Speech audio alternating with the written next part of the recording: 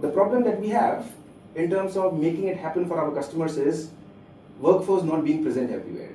And the moment we hire people in different countries, the cost goes completely high, which we have to pass it to the customers. And customers are not ready to pay because they compare that they get basically the same people which are in the same country. Again, then the skill is compromised. It is a very difficult vicious circle which typically can never be addressed when you're talking to a customer, because then they're just comparing three quotations actually. And then of course the value that you can bring or not.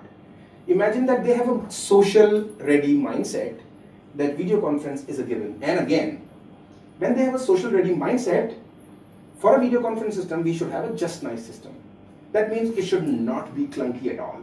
And when will it happen? When the social ready mindset, just nice system, and aggregate users come together. That means, I give an example, 50 other customers are using it and look at the benefits. I do not have those examples today. Why I do not have those examples? Because every single of this element is completely interrelated. And it will take 10 years to come about and make it happen.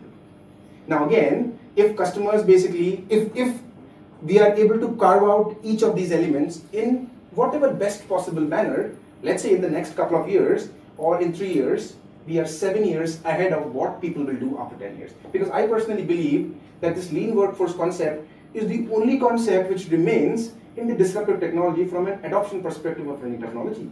We're talking about virtualized data centers, we're talking about virtualized softwares. What is remaining? Virtualized workforce. Of course, it looks very difficult, but one aspect which I want to talk about is video conferencing. Very simple. I got nothing to do with it. I don't sell video conferencing, but basically I feel that this is one most important element, and again, how to make it happen seamless. That I've got 10,000 people and they are being serviced from 50 different countries. Although my market is only 10 countries, still I get the best of the best people. And the millennials have a mindset of being employed by a Brazilian company which is servicing European base. Again, they will think about that I can actually be hired in Brazil because I am in Brazil, and at the same time I can service, and based on my skill, I will get paid. Rather than I get paid because of an offshore or an on-site market, which is a major mindset today. I mean, again, that's what I call disruption. You look at it, actually it's so simple. It will apply to every single organization, not just IT organizations, but every single organization that we're talking about. A mindset which is offshore on-site. People say, come on, that is something which is a given. Of course, Ajay was talking about that, when was the major brain upgrade that happened actually? I would say simple, in small aspects, brain upgrade happens in mindsets. And the mindset is the most difficult to break. If you can break it, that's where basically leadership comes, future workforce comes into picture. Internet of Things is a concept actually, but then the materialization and the implementation and the embedded Internet of Things basically will happen in day-to-day lives practically. So now imagine that kind of a workforce, people stop thinking in a way that today when we come out of graduate colleges, we have to think about what kind of job we are doing. Rather, we think about what am I best at and what will I do. Again, every parent talk about their kids. We will let them do whatever they want. Are they actually enabling them to letting them do what they want?